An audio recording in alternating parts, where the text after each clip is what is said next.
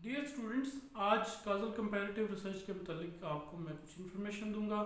इसमें कॉजल इसको क्यों कहते हैं और कंपैरेटिव क्यों कहते हैं, और कॉजल कंपैरेटिव रिसर्च और एक्सपेरिमेंटल रिसर्च में क्या डिफरेंस है, इन चीज़ों को हम आज क्लियर करेंगे।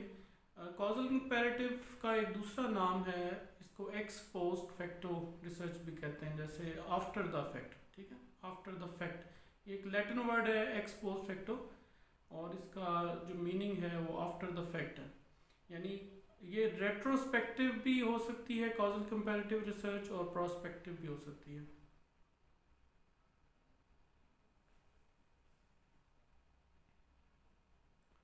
डियर स्टूडेंट्स, आज बात करूंगा कॉजल कंपैरेटिव रिसर्च के ऊपर। कॉजल और कंपैरेटिव इससे क्या मुराद है, और एक्सपेरिमेंटल रिसर्च के साथ ये किस तरह डिफर करती है, और एग्जांपल्स के साथ आपको मैं ये समझाऊंगा, और इसका डाटा एनालिसिस आपने कैसे करना। सबसे पहले ये कि कॉजल कंपैरेटिव रिसर्च एक ऐसी रिसर्च है जिसमें हम cause and effect relationship determine करते हैं between independent and dependent variables. ठीक है, कॉजल इसलिए कहते हैं क्योंकि इसमें जो इंडिपेंडेंट वेरिएबल होता है, जो कॉज होती है, उसका जो इफेक्ट है डिपेंडेंट वेरिएबल के ऊपर, वो हम मेजर करते हैं, क्योंकि ये कॉजल तो इस वजह से है।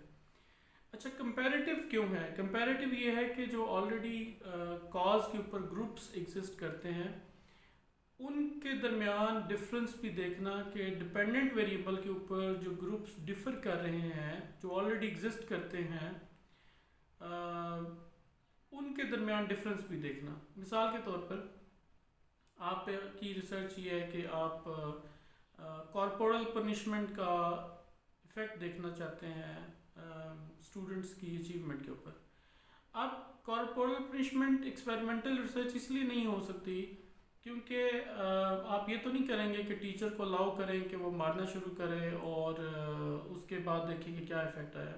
तो ये एक बड़ा फ़नी सा हो जाएगा, है ना, सिलसिला, और अनएथिकल भी हो जाएगा। तो आप क्या करते हैं, आप ये देखते हैं कि वो टीचर्स जो बच्चों को मारते हैं ओवर द ईयर्स, एक उनका पोर्टफोलियो बना होता है, और वो टीचर जो स्टूडेंट्स को नहीं मारते, तो आप उनके दो ग्रुप बना लेते हैं। फिर उनके स्टूडेंट्स के रिजल्ट्स को आप डिपेंडेंट वेरिएबल के तौर पे ले लेते हैं और कंपेयर कर लेते हैं कि जो स्टूडेंट्स को मारते हैं टीचर्स और जो नहीं मारते, उनके स्टूडेंट्स की अचीवमेंट में क्या फ़र्क है। तो ये यहाँ पे कंपैरेटिव भी हो जाएगा, यानी काज भी आपने देखी और कंपैरेटिव भी हो गया।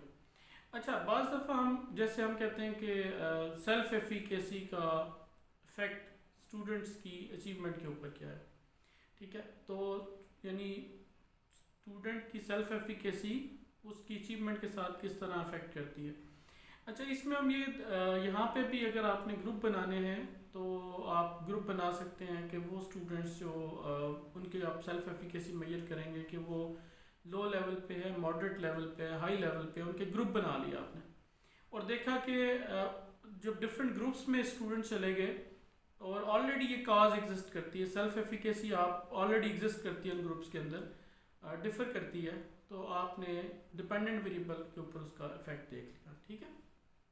अच्छा, एक्सपेरिमेंटल रिसर्च से ये मुख्तलिफ है रिसर्च। इसमें कॉज को या इंडिपेंडेंट वेरिएबल को मैनिपुलेट नहीं किया जाता। कॉज ऑलरेडी एग्जिस्ट कर रही होती है over the period of time ना, और उसका इफेक्ट आ रहा होता है, आपने सिर्फ मेजर करना होता है। तो नेचुरल सेटिंग के अंदर जो कॉज है वो एग्जिस्ट कर रही होती है। एक्सपेरिमेंटल रिसर्च के अंदर हम कॉज को खुद मैनिपुलेट करते हैं।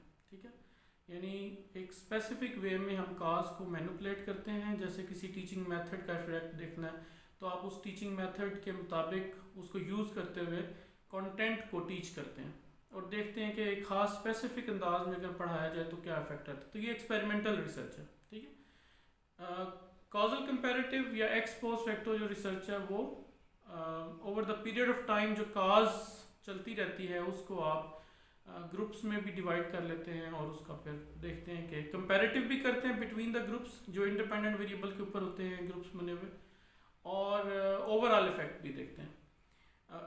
On the other hand experimental research बिल्कुल डिफरेंट है, उसमें इंडिपेंडेंट वेरिएबल मैनिपुलेट होगा और उसका फिर इफेक्ट दिखा जाएगा क्लोज कंडीशंस में, कंट्रोल्ड कंडीशंस में, लेबॉर्ट्री कंडीशंस में कि डिपेंडेंट वेरिएबल के ऊपर क्या इफेक्ट आता है। अच्छा, कॉजल कंपैरेटिव रिसर्च का जो एनालिसिस है वो आप काई स्क्वायर डिपेंड करता है कि डाटा आपका किस तरह का है, डिपेंडेंट वेरिएबल कैसे मेजर हो रहा है। फिर इसी तरह आप T test, independent sample T test लगा सकते हैं। फिर इसके बाद आप अनकोवा यूज़ कर सकते हैं अगर आपके ग्रुप्स ज़्यादा हैं इंडिपेंडेंट वेरिएबल के ऊपर।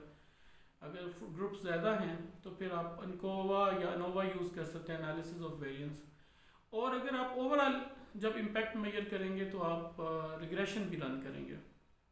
अब रिग्रेशन क्या करेगा, जैसे सेल्फ एफिकेसी जो है ना उसका इम्पैक्ट आपने देखना है स्टूडेंट्स की अचीवमेंट के ऊपर। तो सेल्फ एफिकेसी को बेसिकली जो है ना वो रिग्रेशन ये बताएगा कि अचीवमेंट ऑफ स्टूडेंट्स को सेल्फ एफिकेसी कितना एक्सप्लेन कर रही है। ठीक है, आर स्क्वायर की वैल्यू जब रिग्रेशन में आती है तो आप सिंपल लीनियर रिग्रेशन यूज़ करें। अगर आपने फर्दर सेल्फ एफिकेसी को भी डिवाइड करना है कि उसके जो सब फैक्टर्स हैं, सब कंस्ट्रक्ट्स हैं, उनमें से कौन सा सब कंस्ट्रक्ट ज़्यादा जो है ना वो अचीवमेंट को अफेक्ट कर रहा है, तो उसके लिए आप मल्टीपल रिग्रेशन यूज़ कर लें। ठीक है, अच्छा, सिंपल लीनियर रिग्रेशन यूज़ करें या मल्टीपल लीनियर रिग्रेशन यूज़ करें, आपको पहले रिलेशनशिप मालूम ज़रूर करना है कि ये जो इंडिपेंडेंट वेरिएबल है इसका डिपेंडेंट वेरिएबल के साथ रिलेशनशिप क्या आता है, आर की वैल्यू क्या आती है।